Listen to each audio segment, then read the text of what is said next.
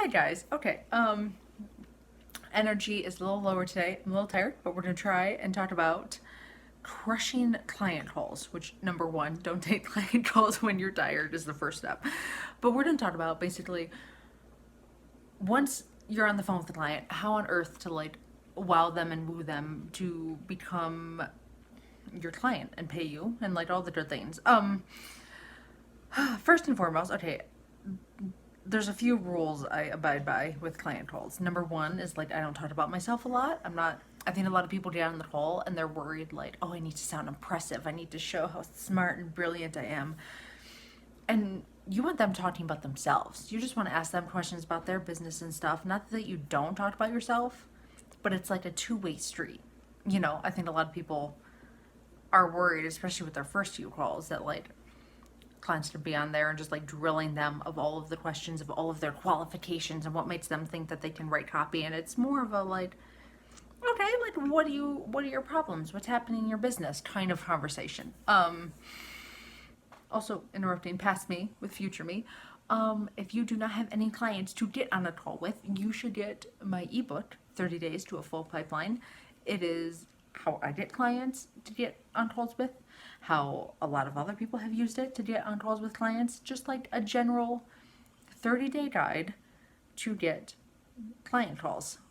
Because you can't crush client calls if you don't have any. Okay, carrying on with the video.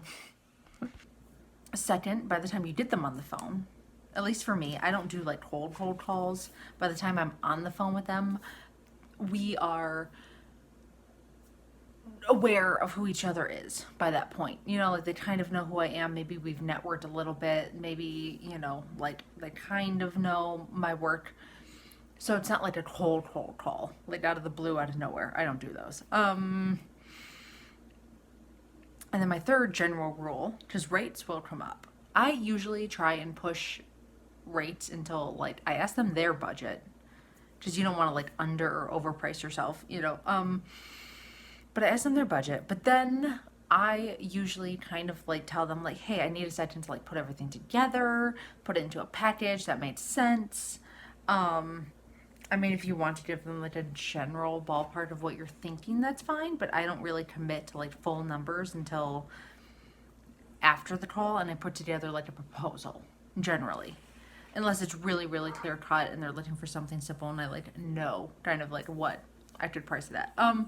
Anyway, okay, so now you're on the call, right? And now that you're on the call, you need to keep in mind that it's a two-way street. You're interviewing them just as much as they're interviewing you. You have the right to fully reject clients. I have emailed many of people after the initial call and been like, basically, I don't have the space for this kind of project. I'm never like, I don't want to work with you as a person. I would never say that out loud. But like sometimes just keep in mind it's a two-way street because it takes a lot of the nerves off of you. It's really just like, who are you? Here's who I am. Do we kind of vibe together? Is this a project I'm even like mildly excited about doing? So keep that in mind. It's not really like an interview. If you come from the traditional world, you come into the interview and like you're seen if you want to work for the company, but it feels more directed towards you. And this is way different. It's like both of you kind of sizing each other up. But one of the first questions I asked is like, okay, why are we on this call, right? Like, why do you think that like a copywriter could help you at this stage in your business? And usually that provides a whole bunch of insight into what they possibly need from you. It ranges everything from like, I don't know how to like put copy together. I'm from the business world, so I don't know how to write creatively. I don't know how to like bring that out of myself. Or like we have this email funnel, it's only getting like 1% conversions. There's something wrong with it. We need someone to look at it, kind of thing, right? If you ever get the feeling, this is just something that I do, and we're also going to get into red flags at the end, but something I do is I kind of like, if I have to convince them that copywriting is important, it's already a no for me. I have not a drop of energy left in my body to convince anybody. that they need a copywriter. You either like understand why you need one and you appreciate what I do. You know, I'm not saying like kiss my ass and like think that I'm like Dodge Diff. That's not what I'm saying. Just like, yeah, I understand the need for that. Great.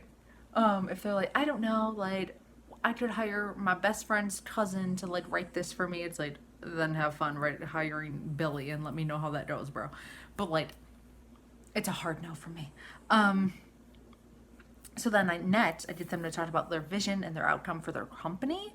I kind of dive into that because I want to understand what the end goal is here, right? Like maybe they have this course, but ultimately they want to like teach live webinars to people, you know, like, or like live events, you know, like I want to know like what is the at least like 1 or 2 year vision. It doesn't have to be like a 10-year plan, but I just want to understand like, okay, what is your purpose here? So that's just for me to feel like I can sink my teeth into something and I feel passionate about a project. Like, okay, I understand the mission of this company. Like you want to get plastic out of the ocean, you know, like there's something like, I'm like, okay, I understand that.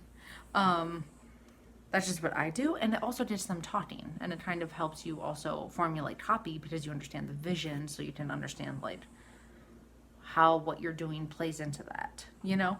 And then after that, I've kind of got them talk about like why they need me, their vision for the company, like what kind of projects they kind of need. You know, are you looking for like email support? Like what kind of, you know, I usually ask them something like what's not working in your marketing right now. Because that illuminates a lot. They can be like, okay, we have all this web traffic, but like no one's signing up for our email list. And it's like, okay, well, that's project number 1, diagnose that problem. But also, I will sit there and then I dive into like what I think they need after listening to the vision. And then before I get on the call, I like stalked the company. I like social media follow everything. I like looked at everything. Sometimes I'll sign up for their email list, all of the things, all of them, to kind of have like my own plan of attack. Because that's what they're hiring you for too. Like for you to come in with your expertise and be like, actually, if we did this, it could play into this, which would help this, you know. But then I go into my little spiel of like what I think they need. And then if that sounds good to them, it sounds good to me. I'm kind of excited. And then I kind of usually wrap it up. If I'm getting a vibe that like I don't really want this project, I usually just, all right, cool, I'll email you after this, wrap it up real quick. But if I'm intrigued, I'm into it, I'm passionate about it, I love it, then it's like, okay, then I ask the tone questions. And my favorite question to ask always is like, what do you want your brand to sound like? Because that helps me put the copy together and start like, and usually I send like a questionnaire and like a brand thing and like all of that to really dive into the voice so I can get it down right. But while they're on the phone, I love to ask like what, you know, if there was like a celebrity or someone from a movie or something that like a musician, a brand that you want yours to have that vibe of, I want to know, because then that helps me formulate everything. And also I take that into account when it comes to like putting together the proposal, how much I need to research, how much of this is outside of my writing scope possibilities. You know, like a lot of, especially small business owners, have usually written the copy themselves and it can sound one way and kind of like bland and interesting.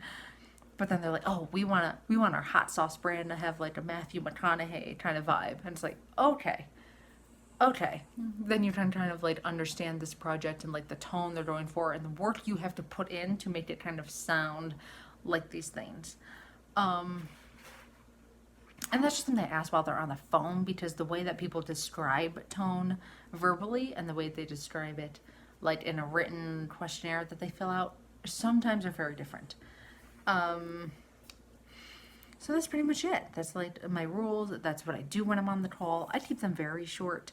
And then now let's dive into some of my red flags of when I'm like, wee like this is immediate rejection, no debate. I won't say it on the phone. I'll say it later because I'm not that brave. But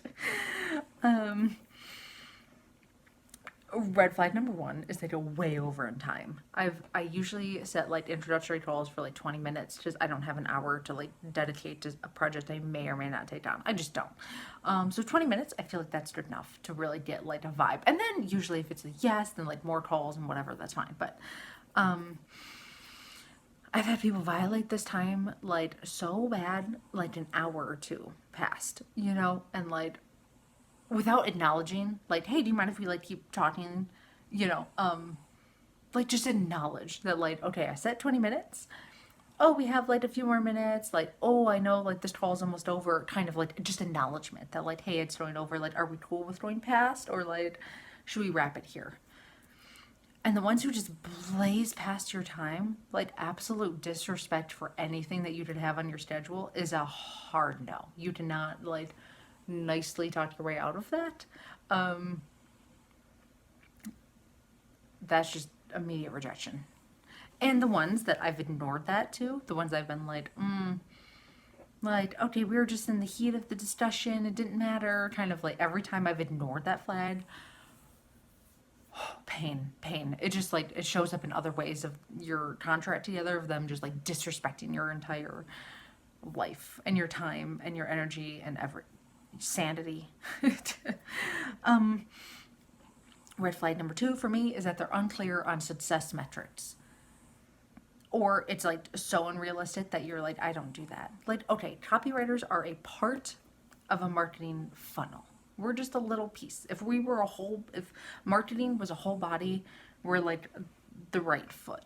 You know what I mean? There's like paid ads, there's just all the other forms of marketing that have to go into like, you can write the most perfect email sales funnel in the world, but if no one reads it, it doesn't matter, right? Like, so if someone wants some insane metrics, they sell like 2 courses a month and now they want to sell like 1,000. Okay, well, what are you going to do and how are you going to put in the money and the time and the effort to like make sure that all of these kinds of people can get on this list that we're going to optimize, right? Or land on the website that we're going to optimize for them to go into, whatever.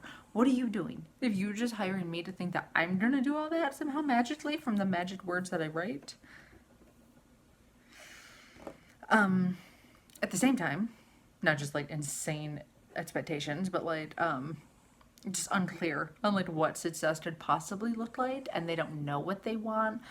Like, I'm not like a life coach, like I'm not a business coach. If you don't have like, that's why I bring up the vision, because I kind of want to know, because there are a lot of people I've talked to and they're like, I have no idea. And then there's like the fun, I have no idea, like, let's just see what happens, this is crazy, and they're just excited, kind of like, I don't know. And then there's like the, I don't know, I just started a business because like it sounded right, kind of like, I don't know, and those are two very different things. And the like, I don't know, I'm just here, is like, just like, that's at least a yellow flag. That's not a red flag, but that's like a yellow. That's like a, just sometimes everything you do, they don't know whether it mattered or not because they have no idea and way to measure it. Cool. My third red flag is that they blaze through writers. If we got on a call and they're like, oh, you're like the 15th writer we've worked with, we just can't find anyone to like hit our expectations. That was real cute. Run away. You will never make them happy, ever. Red flag. Like 1 or 2 is fine. Maybe up to like 3 or 4 is like, okay, but we're approaching on red flag territory. Like, just tons of writers all over the place and no one can like meet whatever demands they have. And those are always the people who are like, yeah, we pay like 2 cents a word. Always. Run. Just as fast as you can out of there. Okay. And then my 4th red flag is too big of an ego, where they spend the entire call telling me about their God's gift to business, and they are just like Steve Jobs reincarnated. That's okay if you think you are. I don't work with people like that. If you decide to work with people like that, cool. I'm not going to tell you yes or no or anything, but like,